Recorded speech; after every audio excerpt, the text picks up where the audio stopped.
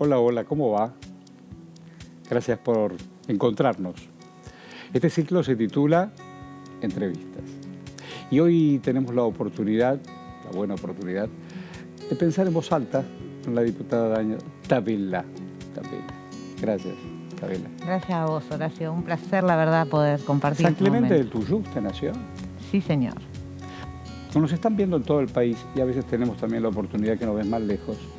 Eso es el Atlántico. Eso es donde se cruza el Río de la Plata con el Mar Atlántico, justo en la desembocadura. Es más, Claro. en un atardecer lindo te podías parar en la puntita, es la puntita del mapa de la provincia de Buenos Aires, de la Pancita. Sí, Te parabas ahí y veías cómo el color de las aguas me encantó. se hacía diferente. Sí, señor. Gran figura. Ni que supiera educación, ni pedagogía. A ver, Tavela, entre otras cosas, además de ser diputada y tener una representación política muy importante, le ocupa y se preocupa por el mundo de la educación. Y decíamos que no es solo leer y escribir, sino tratar de comprender. Un mundo complejo, Más allá de los contrastes, Cada vez son, incluso en el universo muy grande también. En nuestro planeta, tanto Oriente como Occidente, los que están afuera son un montón. Cada vez más. ¿Y qué significará comprender y educar? ¿Qué será eso? Mira, yo creo fervientemente que tiene que ver con generar personas autónomas y con capacidad de pensamiento crítico. Ahí va. Y vos decías, bueno, se preocupa por la educación o se ocupa de la educación. La verdad que tengo toda una historia personal que me ha llevado a valorar especialmente la educación pública. ¿Por qué decís eso? Pues yo vengo de una familia de clase media baja, más baja que media, mira, pero... laburadora, sí, muy trabajadora. Papá terminó la escuela primaria y no siguió estudios, y mi mamá terminó la secundaria cuando yo estaba graduándome en la universidad. Me encantó. Y eso te marca, ¿eh? Te marca mucho esta idea ¿De quién estamos de hablando? ¿Nombre de la mamá? Gladys. Me encantó. Te marca mucho esta idea de las oportunidades venían en nuestro país de la mano de la educación. Totalmente. Algo que seguramente te dijeron a vos tus papás y vos les habrás dicho a tus hijos. Lo único que te voy a dejar es un título. En mi casa era efectivamente una realidad. Era la única posibilidad. Y bueno, yo vi a mis viejos laburar mucho, una abuela hija de inmigrantes, que también muy ¿Tavela de dónde trabajadora. ¿Lejos? De Italia, de Piamonte, de la región del Piamonte. Y todo quedaba lejos y cerca desde la anécdota, desde un recuerdo. Exacto.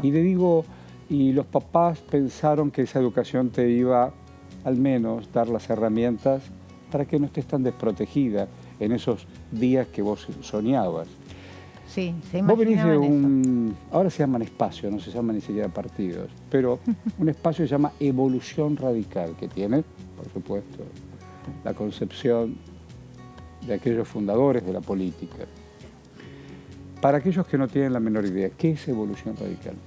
Mira, Evolución Radical es un espacio que hoy, dentro de la Unión Cívica Radical, retoma algo que vos decís con mucha claridad, los valores de la Unión Cívica Radical, los trae a la actualidad y además tiene como sellos distintivos la necesidad de establecer reglas claras de juego dentro de la política, algo que era algo muy común, no hacer después trampas. Se hizo muy difuso y que hoy para nosotros es volver a poner a la política como una herramienta de transformación en serio, como una herramienta articuladora en serio.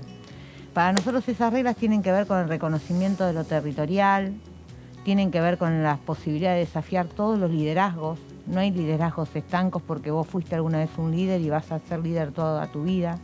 Y fundamentalmente con esto de respetar y ayudar y contribuir a aquellos que tienen vocación de gobierno, vocación de gestión, vocación de hacer realidad esas transformaciones.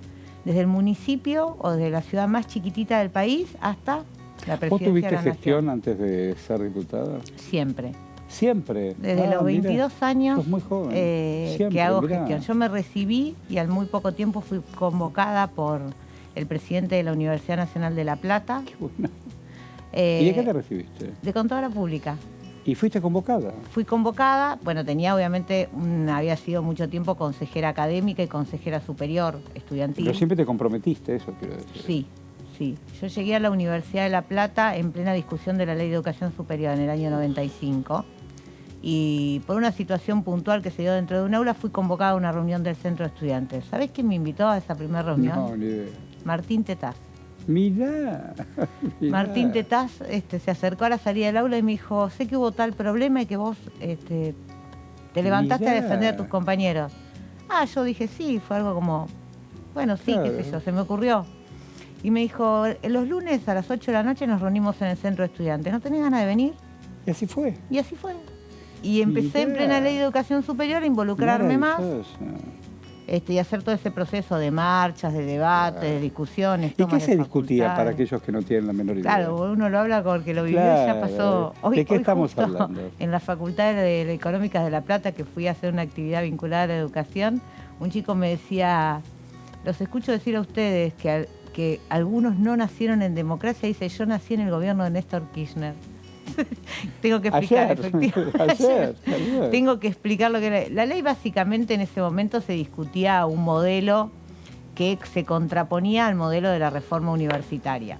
Se contraponía. Se contraponía. Que tenía que ver con discutir la gratuidad de la Universidad Argentina, que tenía que ver con discutir el ingreso irrestricto, que tenía que ver con discutir la forma de elección y de participación de los estudiantes en el cogobierno. Bueno, eran cuestiones muy... se discutía la acreditación de calidad, que yo hoy soy una defensora de eso, pero en aquel momento, por supuesto, propugnaba porque no pasara. Sí, sí. Era una discusión de modelos. Era el modelo de 1918 contra el modelo neoliberal que impulsaba en aquel momento el expresidente Carlos Menem, ¿no? Buscaba de alguna manera ajustar la cuestión presupuestaria, pero hacerlo de una forma más sustentable en el tiempo, a través de estos cambios más profundos. Y la verdad, bueno, después se terminó saliendo una ley bastante más consensuada entre los sectores y que finalmente, de alguna manera, las universidades fueron adaptando y se dice en el sistema universitario, domesticamos la Ley de Educación Superior, donde la ley recoge algunas cuestiones que son muy importantes, otras que han sido cuestionadas por muchísimas universidades, pero sostiene los pilares básicos. ¿Qué hace la Universidad Argentina? Forma, genera conocimiento y lo lleva a la sociedad. ¿Quiénes gobiernan la Universidad Argentina? Los protagonistas de la Universidad Argentina, los docentes, los estudiantes, los graduados, los no docentes. Claramente la Universidad Argentina, para insertarse al mundo, tiene que ir por un proceso de calidad. Bueno, todas esas cuestiones fueron Digo, ¿qué universo diferente? Porque, digo, para los más nuevos, la década del 90, con el proyecto privatizador, dejó todo en el camino. Y qué bueno que ustedes hayan puesto el cuerpo, las ideas y un proyecto más a futuro, y toda esa iniciativa privatizadora la dieron vuelta. No era fácil, ¿eh? No, ¿qué va a ser fácil? Yo recuerdo que, sobre todo los que militábamos y discutíamos estos temas en las facultades económicas, en las facultades económicas del país, donde hay una mirada más, si se quiere, menos dogmática y más amplia de las finanzas públicas, había una cuestión esta de, yo recuerdo compañeros de facultad que decían, pero ¿y si el arancel es voluntario? ¿Y si equivale a 2 atados de cigarrillo? ¿Y si no es tan grave? Y nosotros decíamos, no, la gravedad es central, decíamos nosotros, porque no ese es el punto. Claro. Y me parece ahora anda dando vuelta el tema este del voucher y que yo no entiendo nada. Yo sé que hubo experiencias incluso en algunas provincias, pero dejas afuera a todos, El problema que se discute de fondo con esto del voucher, yo creo que la discusión del financiamiento educativo es primero cómo lo entendés filosóficamente. ¿Es un gasto o es una inversión? La educación. Claro. Entonces, cuando vos entendés que es una inversión individual, porque no es que la universidad es gratis y no cuesta nada. No, la universidad es no arancelada, que no significa que no cueste. Cuesta y cuesta un montón. Le cuesta a todos los argentinos y nos cuesta individualmente a todos los que asisten a la universidad. Me parece que un poco la discusión tiene que primero entender filosóficamente qué pensás de la educación. Bueno, ¿es una inversión o es un gasto? No, es una inversión. ¿Por qué? Porque es lo único que te permite tener un modelo de país. Todo lo demás es circunstancial y coyuntural. Yo siempre discuto con los economistas, de mi espacio, de otros espacios. Digo, vamos a suponer que hacen magia, que llegan mañana, controlan la inflación, acomodan la moneda, hay 1000 proyectos dando vueltas, bárbaro, estabilizás. Y es como dice Martín Lustó, es el país de sostenemos qué. Entonces sostenemos la economía en este rango, sostenemos la inflación en este rango, sostenemos el dólar en este rango.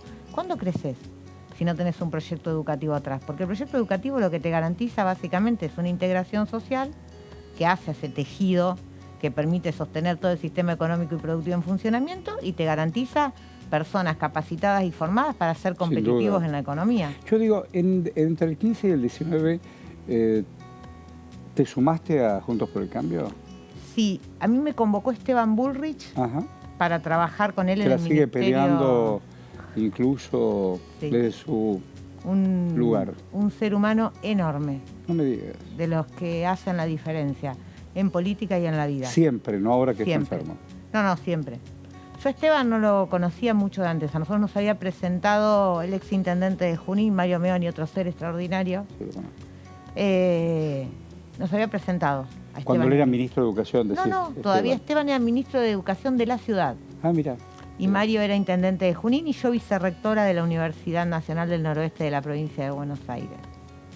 Nos presenta, empezamos a charlar del tema educativo, quedamos en un vínculo siempre por el tema educativo. Cuando él asume como ministro de Educación de la Nación, ganan las elecciones, me llama y me dice, quiero que te sumes al equipo. Yo vengo del radicalismo, pero la verdad que no había estado activamente participando en Cambiemos.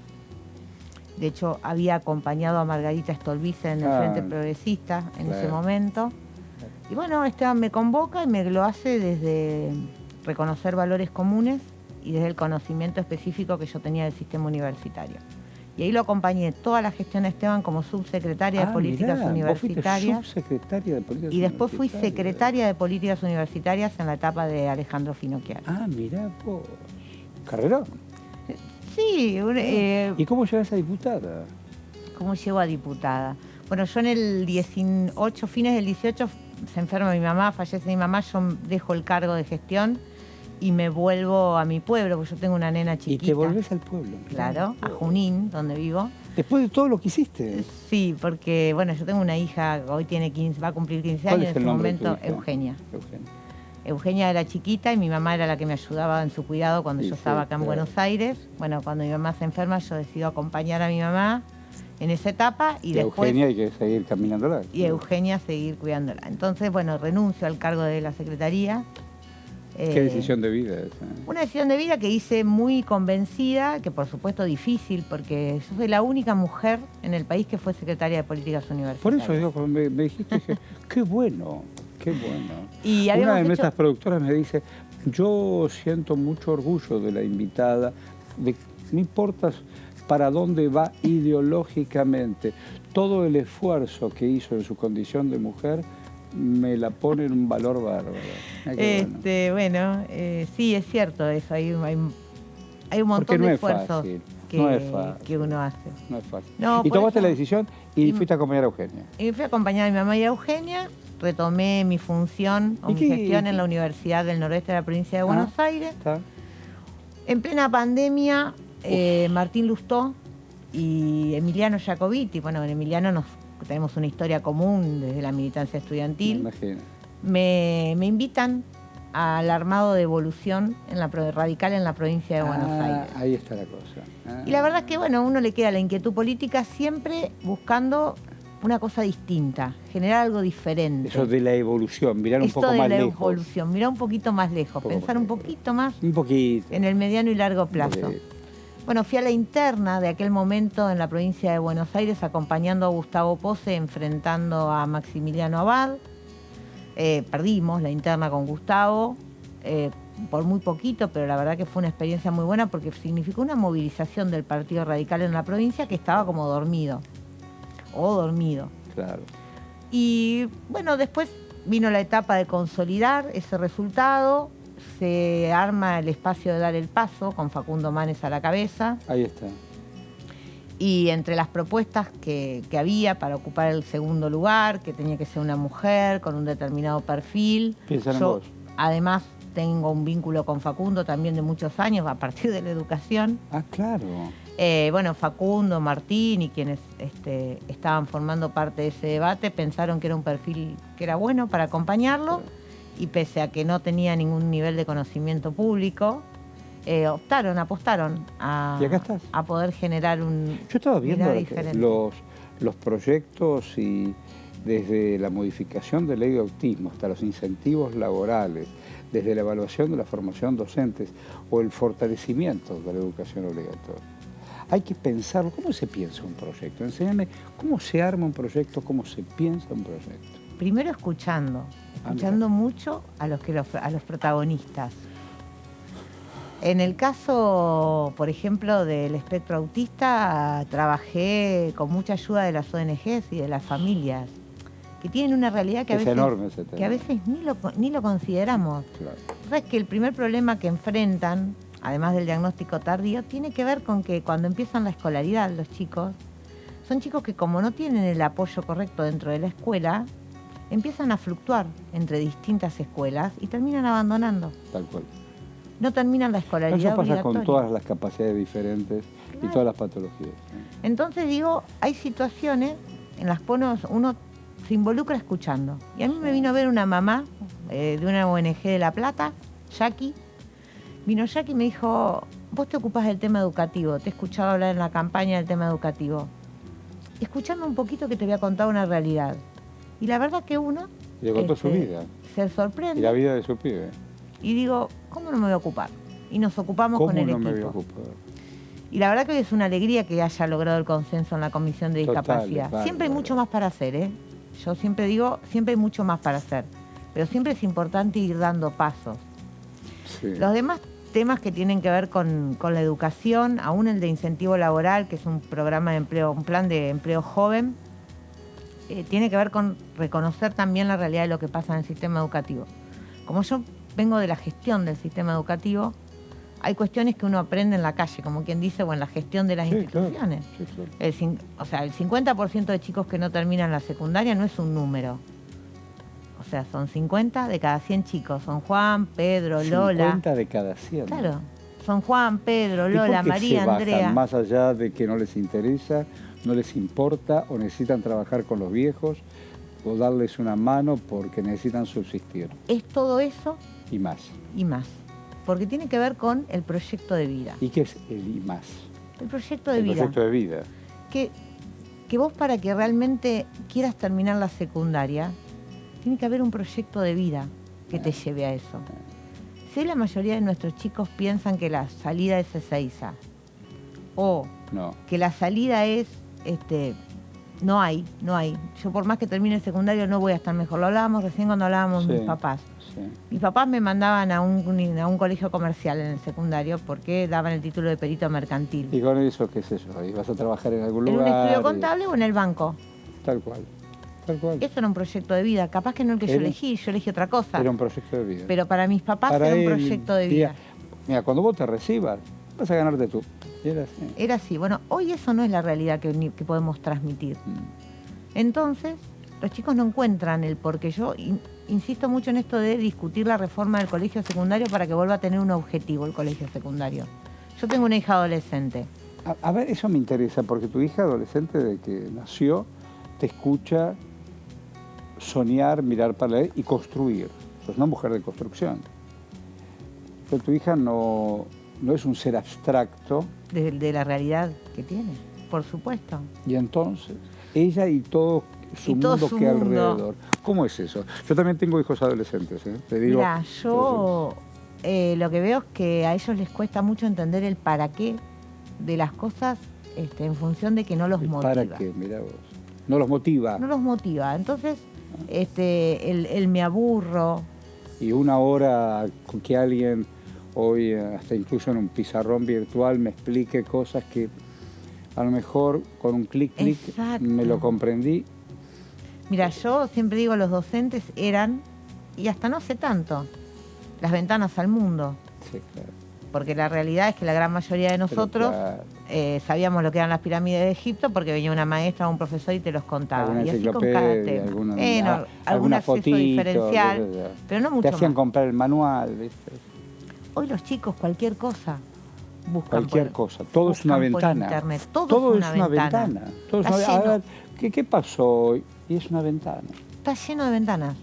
El otro día mi hija justamente, íbamos en el auto, había sido un poquito después del 8M, y me dice, una compañera tuya, Ella te dice sí, a vos. una compañera tuya estuvo muy bien en la sesión del 8M. Entonces No, le digo, ¿y cómo sabes? qué raro, le digo yo, Virginia? porque no hubo sesión del 8M. Bueno, me dice, es una diputada. Entonces le digo, ¿y cómo sabes vos? No, me dice, porque la sigo en redes. Ah, le digo, ¿a quién seguís en redes?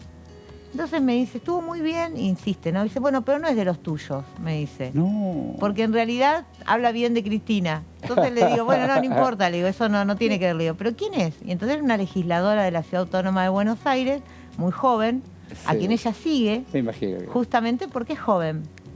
Y porque habla en un lenguaje en el que ella se Bueno, siente en identificada. el tema de la empatía hay algunos o algunas que en el grito de la rebeldía, aunque sea No importa, claro. inconexo, es lo más parecido a mi rebeldía, aunque no lo interprete.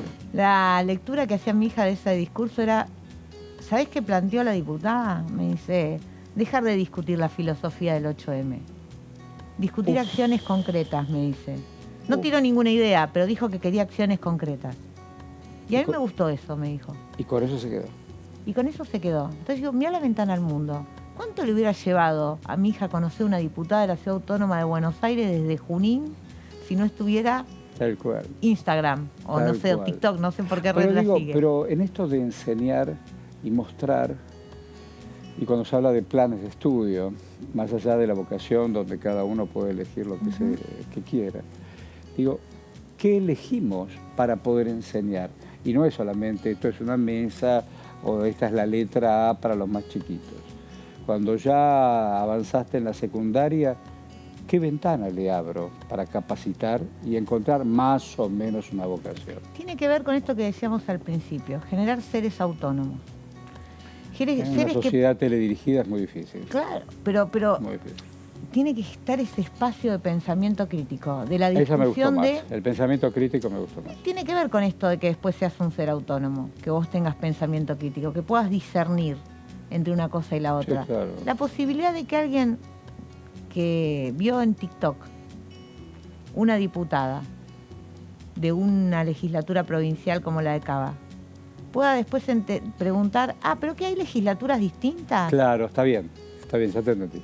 Y hay un Congreso Nacional, ¿y eso cómo funciona? Y eso no, nosotros lo aprendíamos en una clase de educación cívica, ahora, porque no teníamos otra alternativa. ¿Dónde nos íbamos a enterar? Tal cual. Bueno, ella es Tabela, Tania Tabela, es una diputada de esta querida Cámara de Diputados. Vamos y venimos. Dale.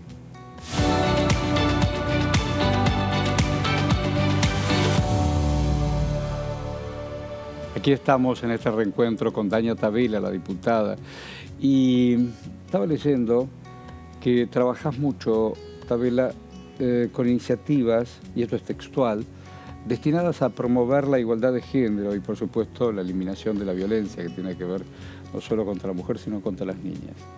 ¿Desde dónde y cómo? Bueno, ahí tratando de abordar los temas de actualidad con una mirada concreta en cómo resolver esos problemas. Sí, ¿por qué digo concreta? Porque me parece que hay cuestiones que muchas veces en el debate general nos perdemos de la realidad. Uno de los proyectos que presentamos tuvo que ver con recuperar en los sectores de menores recursos el impuesto al valor agregado de todos los elementos de higiene de la gestión menstrual. Ah, perfecto, ya entendí lo que... Y no es una cuestión menor, ¿eh? Porque hay muchas chicas, adolescentes, niñas y mujeres que en su semana de periodo no pueden ir a trabajar porque no tienen el dinero, y cada vez menos, es uno de los elementos que aumenta mucho con la inflación. Entonces, deben ser infortunas eso. Infortunas, digo, en lo cotidiano. Pensá además que y probablemente estés hablando entre 5.000 y 7.000 pesos esa semana. Es un montón de dinero. Pensá en una familia de 3 mujeres. Es un montón. Algo absolutamente normal, mamá de 2 nenas. Es un montón. Multiplicalo. Cada vez más jóvenes. Cada vez más jóvenes, es un tema. Y muchas veces eso es una limitante para trabajar, para las mamás, para las nenas y las adolescentes para ir al colegio. Perfectamente, Entonces, entiendo. era un tema que a nosotros nos interesaba abordar. El otro tuvo que ver con la violencia digital. ¿Qué es la violencia digital? Mira, nosotros creemos, sobre todo después de la pandemia, que nuestros chicos y nuestras chicas, ahí ya no tiene que ver con el género, sí con la violencia, o la violencia de todos los géneros, ¿no? Pero digo, las chicas Sí, y las mujeres las son más niñitas, afectadas. claro. Después de la pandemia, nuestro mundo quedó absolutamente abierto a las redes, a lo digital, a la interacción con el otro vía distintos mecanismos, distintas redes, distintas formas Que de nunca contacto. conocí ni vi a conocer. Bueno, nosotros empezamos a observar, y hay varias iniciativas en esta Cámara, de la necesidad de que este tipo de violencias se tipifiquen como delito, se penalicen como tal y tengan además escala de agravantes. Ah, ¿y estás trabajando sobre eso? Ese fue un proyecto que Ah, mira qué presentamos. Hay varios proyectos. Yo en esto quiero ser... No es que uno inventa la pólvora, uno va encontrando lugares comunes en el diagnóstico Sí. y a veces formas de abordarlo distintas, que tiene mucho que ver con esto que yo te decía hace un ratito de la escucha de quienes lo sufren. El tema de la violencia digital, que básicamente, entre otras cosas, significa la exposición de fotos o de videos, algo muy Tremendo. común entre nuestros hijos, sin autorización o con autorización de privacidad, pero que luego se hace público. Bueno, ahí utilizaste una palabra fundamental. El mundo privado, es decir, de puertas para adentro, aunque yo me quiera peinar, te voy a mostrar cómo me peino. Te voy a mostrar cómo estudio. Y si estoy estudiando en mi cama o estoy estudiando sin la camiseta, mira, está estudiando sin la camiseta. Y se rompió todo. Exactamente. Y eso, cuando se usa de manera maliciosa Totalmente. para causar daño, para generar acoso, para generar presión, se transforma en un delito. Es un delito que hay que empezar a tipificar y que tiene que tener penas. Y tiene que tener No todo penas. es igual. No, porque no todo es es igual. Y hay que poder marcar esos límites. Está bien, estoy de acuerdo. Entonces digo, me parece que son temas en los cuales hay que poner seriedad y abordarlos. Ahí estabas trabajando también en generar la debates. leo textual, mejora y fortalecimiento de la educación obligatoria. Sí, ese es un tiene que ser obligatoria. proyecto, Eso es me un encantó. proyecto enorme A ver, que contempla prácticamente todo el recorrido que hoy necesitaríamos como andamiaje para transformar la educación obligatoria. a ver, Desde eso me interesa un montón. la A ver, obligatoriedad de las pruebas a aprender. ¿qué es eso? Son las pruebas estándares que tomamos de manera muestral o censal en tercer grado, en sexto grado. ¿Cómo venimos en eso mal? Muy mal. Las Muy últimas mal. las hicimos No en mal, el muy 21, mal. claro, porque en el 19 habíamos recuperado unos puntitos y después de la pandemia, obviamente, con escuelas cerradas, se volvieron a caer. Esas pruebas a aprender son equiparables a otras pruebas ¿Quién las toma? ¿El internacionales. Estado, El eso? Ministerio de Educación. Ah, mira. Las diseñó hace muchos años. Esto comienza en el Ministerio Estamos hablando de democracia. Sí, sí, en el Ministerio de Susana de Cibe. Susana. Y decide, tan lejos. se van cambiando y Tan lejos modificando. y tan cerca. Se van cambiando y modificando. Te cae el 90. Claro, se van cambiando y modificando en el tiempo. En nivel internacional están las pruebas PISA. por Claro, tal ejemplo. cual. Entonces, yo creo que es un instrumento que nosotros tenemos que tener de diagnóstico y de publicación y, ¿Y eso conocimiento. no juega más eso? Sí, no son obligatorias, cada gobierno puede decidir si las hace o no, cómo las hace, cuándo las hace, y sobre todo lo que a mí me preocupa de eso es que no se publican los resultados de ¿Ustedes lo manera... hicieron eso? Sí, justamente nosotros hicimos las aprender... Estamos hablando de 15 y 19. Sí, sí, sí. Hicimos las aprender e hicimos las enseñar, que era evaluar a los docentes. Ah, esa me gustó. Nosotros lo que reclamamos ahí hoy es, por supuesto, la continuidad y la obligatoriedad, que no sea decisión de cada gobernador hacerlas o no, que no sea decisión no es una ministro, decisión del gobernador. claro, y que no sea una decisión del ministro de turno hacerlas o no, y que además los datos se publiquen y se publiquen detalladamente. Vos hoy tenés los datos publicados y agrupados por provincia, pero yo no puedo saber cómo le va a Junín en las pruebas a aprender, ni vos, si quisieras, cómo le va a Virrey del Pino en La Matanza. No está discriminada esa información. Si está discriminada hacia dentro del ministerio, no es pública, con lo cual vos y yo no podríamos acceder. ¿Pero se manipulan esos datos?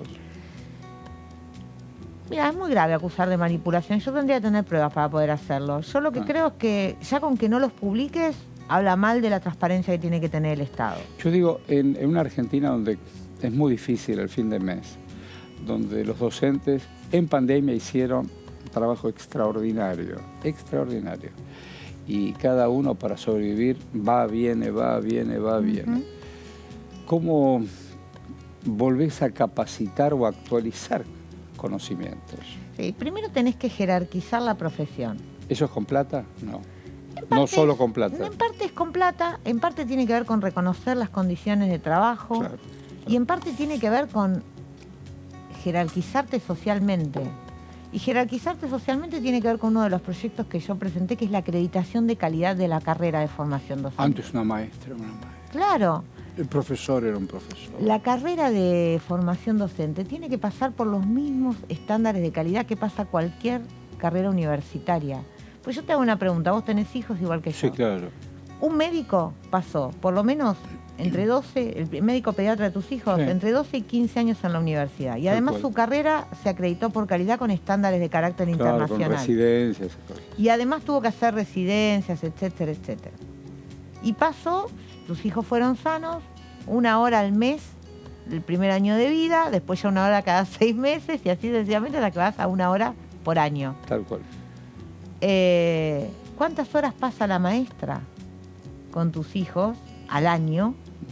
¿Cuánto tiempo? ¿Qué impacto tiene? Vos sabés que los profesores y las buenas o los malos docentes son los que te marcan en gran parte la Sí. vocación. Sí. Seguramente vos tenés inquietudes, me decías hace un rato, me gusta mucho preguntar. Bueno, seguramente tuviste docentes que te generaron esa inquietud. Sí, pero también hay otros. En vos no pregunte tanto, en vos puede volver al asiento, ¿no ves que distrae? Pero a mí me gustaría, ¿y eso qué es? Cuando termine le voy a contestar. Claro. Pero ¿y esta pregunta? ¿No Bueno, ves que hay hoy otros es más compañeros? grave. Hoy es más grave, Horacio, porque hoy el chico que tiene esa duda ya ni siquiera lo pregunta, lo googlea y se saca la duda. Adiós, de qué es lo que está señorita San viendo. Martín. Claro, salió de Mendoza. Entonces el docente tiene que transformarse. Parte de ¿Y esa todo eso lo estás transformación, trabajando acá en Diputados? el proyecto de ley de la acreditación de la calidad docente ya está presentado. Qué bueno. ¿Y eso lo trabajas vos con un equipo? Con equipo, yo vengo trabajando este tema desde otros lugares, desde la universidad, desde el ministerio. Yo formo parte del directorio de la CONEAU, de la Comisión Nacional de Acreditación Universitaria. Qué Entonces bueno uno eso. va formándose. Yo digo, en esos 40 temas. años de democracia, vos sos una mujer joven. ¿Qué aprendiste en esto de vivir políticamente? ¿Qué evaluás de los 40 años de democracia? Mirá. Vamos por la positiva. Por la positiva, Vamos por la primero positiva. que, bueno, yo tengo 46. Sos Yo una piba, sos una piba. cuando Alfonsín ganaba las elecciones estaba Era- en el hombro de mi viejo yendo a la Plaza del Pueblo porque era toda no una me digas. movilización. Mirá vos. ¿Y Alfonsín alguna vez fue al pueblo? Sí. No, yo lo conocí a Alfonsín ya de grande en la ciudad de La Plata. Ah, mira.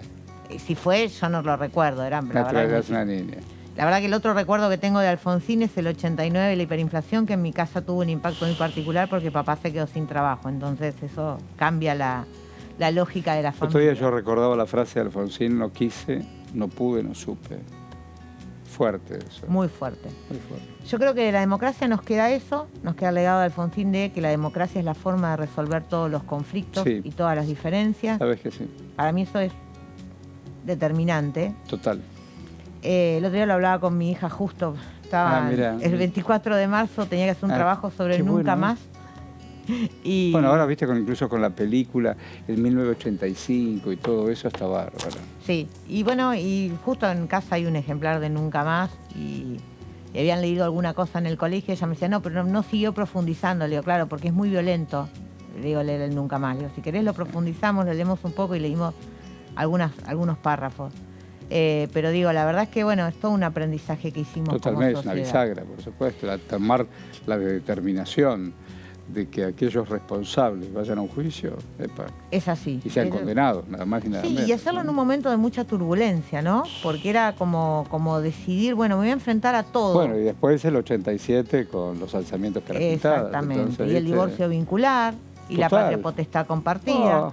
Lo fueron un montón de luchas, no es que uno puede Un quedarse día para el solo otro. con la crisis de la hiperinflación. ¿Cómo participaste en esto de género con toda esta movida, esta ola verde, donde la mujer se reivindica? ¿Cómo lo viviste todo eso?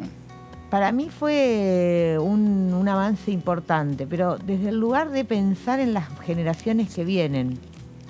A mí me toca mucho eso. Será por esta cuestión de tener la una hija niña, mujer. Claro. Claro. Que me toca mucho la lucha de género, la discusión de género desde el lugar de ella. De ella, no de vos. Mirá qué interesante. No de mí, eso. digo, quizás porque uno Porque en un hasta acá punto ya has peleado también por tus valores, claro. ha peleado desde otro lugar. En el caso mío tenía mucho más que ver con... Pero quieres hacer el camino de ese, claro. Tenía mucho que ver con tener igualdad en las posibilidades de trabajo. Yo siempre digo, a mí me habían elegido vicerrectora y mi nena nació al muy poquito tiempo. Yo a los 15 días estaba trabajando y muchas veces las colegas me dicen, pero qué locura. Con un bebé de 15 días ya estaba trabajando. Y digo, mirá, yo vengo en el mundo universitario, que parece muy progre. Para las mujeres no era tan progre, cada vez es más progre, pero no era tan progre. Entonces yo era mujer, joven, nueva en ese rol, nueva en la universidad. Si yo me desaparecía 90 días, que estaba en todo mi derecho de hacerlo, Totalmente. ¿cuán competitiva iba a ser? Y esas son pequeñas cosas con las que las mujeres Es como es Daña Tabela. en el mundo del trabajo ¿Por qué le peleamos. pusieron Daña? ¿Dónde sacaron Daña? Es un lindo nombre. Yo me llamo Horacio Daniel. Bueno, pero... Daña significa Daniela, pero en ruso. Ah, mira vos. y ¿Prestaron el- atención? Y el nombre lo sacó mi mamá de una novela de Corín Tellado, o de San Pablo de Santander, o una cosa Le así. encantó. Sí, me iba a llamar Cintia, y en la Pero casa... Cintia a Daña. Claro, en la casa de al lado alquiló ese verano. Me encantó. Yo nací en febrero. En enero alquiló una mamá con una nena de 2 años que se llamaba Cintia y le gastó el nombre. Mi mamá embarazada de 8 meses, pleno calor, encantó. dijo, no, este nombre no se lo puedo poner, va a ser terrible esta criatura. Así Me que encantó. estaba leyendo una novela y me puso ese nombre. Pues yo para mucha gente soy Horacio y para otros soy Horacio Daniel. ¿Y tenés varios? Más allá de todo lo que nos acabas de contar y por los cuales trabajás.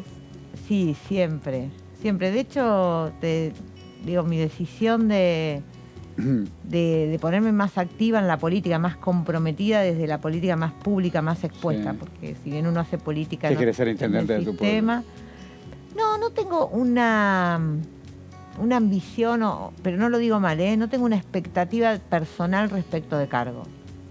Pero te gustaría. Me preguntás qué te gustaría. Me gustaría ser gobernadora de la provincia de Buenos Aires. Epa, ¿tomaron nota?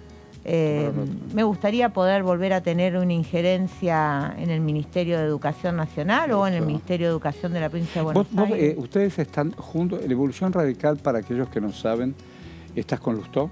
Claro. ¿Estás con Tetaz? Excelente, sí. ¿Manes también está? No, Manes está en Ahora el está solo. sector de la Unión Pero Cívica Tetaz y Radical Lustó sí. Socialista. Sí, sí. Ahí quieren aterrizar en Buenos Aires, ¿no? Estamos haciendo un trabajo. Bueno, y te iba a decir, parte de mi sueño más corto plazo tiene que ver con fortalecer y construir Evolución Radical en la provincia de Buenos Aires, Ah, mira. porque me parece que es un verdadero cambio para la provincia y hacerlo sobre la base de estas cuestiones. Hoy lo acompañé a Gerardo Morales en La Plata. Ah, ¿cómo te fue eso? Bien, muy bien, muy bien. Fue una linda actividad. ¿Qué charlamos lío con- esto de qué hacer con la mesa chica y la mesa grande, incluso del PRO? Porque cada uno, bueno, todo el mundo quiere jugar en primera, todo el mundo quiere ser, además de los liderazgos, es un tema entre los radicales, pero bueno, tendremos paso más, paso menos. Para los radicales, tener la posibilidad de discutir en paso o en interna los candidatos no es un problema. Nosotros tenemos mucha tradición partidaria de eso. Qué bueno. Siempre nos reímos y decimos, bueno, hay 2 radicales, hay una interna. Bueno, eso uno lo dice jocosamente. En realidad es nuestra forma de resolver los temas. Claro, claro. No siempre son virtuosas, que esta es No. mi preocupación hoy, Claro. en Juntos Todo por el viene Cambio. muy violento. Claro, cuando Todo son viene muy virtuosas, violento. como la que tuvimos con Santilli y Sí. Facundo Manes, Sí. movilizaste la provincia de Buenos Aires Debatiste. y lograste Claro. un número de diputados tal que te permitió ganarle al frente de todos. Cuando eso no es virtuoso es un problema, porque lo que las mesas dirigenciales arreglan no necesariamente después baja. No, Y eso es un problema. totalmente. Y eso a mí me preocupa. Eso pasó en el 15-19. Sí, claro. Totalmente. Y eso a mí Estaba me la preocupa. mesa chica, que uno del otro, y los radicales a veces miraban de lejos. Porque no éramos una coalición de gobierno, éramos una coalición legislativa, o por lo menos Está bien definido. se eso. planteaba de esa forma. Está bien definido. Yo creo que hoy el radicalismo tiene otra impronta Sí, claro. y otro rol. Sí, Y está claro. discutiendo territorios. Pensá que los principales candidatos en las principales provincias, salvo en Buenos Aires, en la mayoría son radicales. Así es. Santa Fe, Sí, Ciudad sí, Autónoma, sí, sí, Córdoba. sí, sí. Digo, bueno, estás hablando de una territorialidad, La Pampa. Digo, estás hablando de una territorialidad importante. Jujuy, Tal cual. Corrientes, Mendoza. Digo, hoy tiene el radicalismo otra impronta y otro nivel de discusión, y la posibilidad de que Gerardo sea precandidato a presidente hace que esa discusión llegue a la mesa chica. ¿Y cómo se piensa en la Argentina donde no esté todos tan desarticulados? Y ganaste, bueno, más allá de el que gana, gobierna y el otro acompaña, pero de una Argentina que está desarmada, tan destartalada. Y hay que terminar con la grieta. ¿Y cómo lo ves vos eso? A ver. Yo creo que hay una oportunidad en este proceso electoral. Va a depender mucho de quienes finalmente ganen la pulseada en las PASO de cada uno de los dos principales frentes, sí. Y a partir de ahí se puede encaminar hacia otro lugar. Pero no solo la oportunidad tiene que ver con los nombres de los candidatos, la oportunidad tiene que ver con el hartazgo de cada uno de nosotros. Pero yo digo, todos los días este periodista y otros colegas hacemos Diputado TV. La actividad acá en Diputados es muy poquita, pero muy poquita, y hay 257 personas que debieran todo el tiempo fogonear ideas, proyectos. Los hay, pero no se ven a la vista. Es un momento, ¿no? Eso? Es un momento que tiene que ver con esto de la grieta y de todas las ausencias que la Comisión del Juicio Político, así haces el juicio político, yo no te acompaño en tal... Y me parece que ahí lo que nos falla, yo lo vivo de otra manera, A mí me tocan justo comisiones donde la verdad que trabajamos mucho en generar consensos. Bueno. Por ejemplo. Educación, discapacidad, ciencia y técnica, son incluso presupuesto. Yo participé activamente en la comisión de presupuesto del anterior presupuesto porque me tocó reemplazar a un diputado de mi bloque que estaba de licencia, y la verdad es que logramos el consenso. Con mucho trabajo.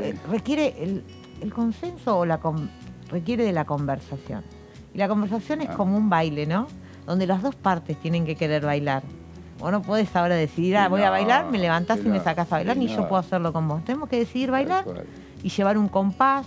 Elegir la música juntos. Elegir la música juntos y entender cuando el otro quiere dar un paso hacia adelante y un paso hacia atrás. Y bueno, eso a veces cuesta en una política agrietada. Digo, ¿te das tiempo, además de atender tu hija y por supuesto todas estas obligaciones, ¿te das tiempo para vos? Sí. Sí. Lo aprendí en la gestión del Ministerio de Educación. ¿Te das tiempo para vos? Y lo aprendí en la pandemia, la necesidad del tiempo con uno, que muchas veces tiene que ver con el tiempo de calidad con los seres que uno quiere, amigos, amigas, pareja, hijos. Tal cual. Y otras veces tiene que ver con estar con uno mismo, que es con el ser que uno debería querer más y que es más difícil. Qué difícil buscarse, encontrarse. Tiene mucho que ver con eso. ¿Sos una mujer de fe, por ejemplo? No me definiría como una mujer de fe. Pero tenés una energía donde la trascendencia en la espiritualidad te invade. Sí, no yo creo que es muy importante cuidarse de lo espiritual. ¿Sos una mujer espiritual? Es importante cuidarse de lo espiritual. ¿Y diste clases alguna vez? Siempre. ¿Siempre?